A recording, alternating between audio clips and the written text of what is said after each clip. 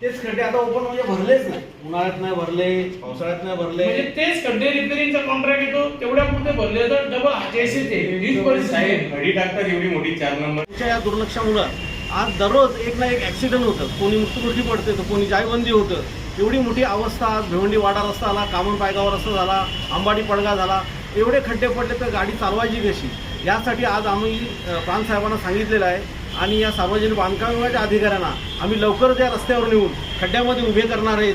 आणि 2 तारखेला आम्ही सर्व भिवंडी आणि शहापूर तालुक्यातील सर्व मनसे कार्यकर्ते टोल नाक्यावर भव्य असं आंदोलन आणि रस्ता रोको करणार आहेत. हे त्यांना इशारा देण्यासाठी इथे आज आम्ही जमलो आहोत. काय सांगाल, आज आपण प्रांत अधिकाऱ्यांना निवेदन दिलं ते कशा संदर्भात होतं? आज भिवंडी तालुका, शहापूर तालुका, NH3 हायवे अंतर्गत येणारे रस्ते, ट्रॅफिक या संदर्भात आज निवेदन दिलेलं आहे. आज तुम्ही जिथं पण जाल तिथं रस्त्याची चाळण झालेली आहे, ट्रॅफिकची समस्या वाढलेली आहे, ॲक्सिडेंट वाढलेले आहेत. आज पडग्या परिसरामध्ये NH3च्या मागच्या वर्षी 1 वर्ष झाला 6 लोक पडग्यातली जीपच्या ॲक्सिडेंटमध्ये वारली होती. त्यानंतर खडोली फाट्यावरचा रस्त्याचा ब्रिजचं काम चालू झालं. ब्रिजचं काम चालून 1 वर्ष होऊन गेलं तरी तो ब्रिज पूर्ण होत नाही. वाशिंदला आज जाताना, शहापूरला जाताना 2 ते 2.5 तास लागतात, अंबाडी जायला 1 ते 1.5 तास लागतो.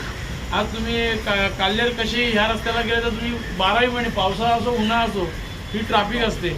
आणि या ट्रॅफिकला जनता कंटाळलेली आहे आणि जनता त्रस्त आहे.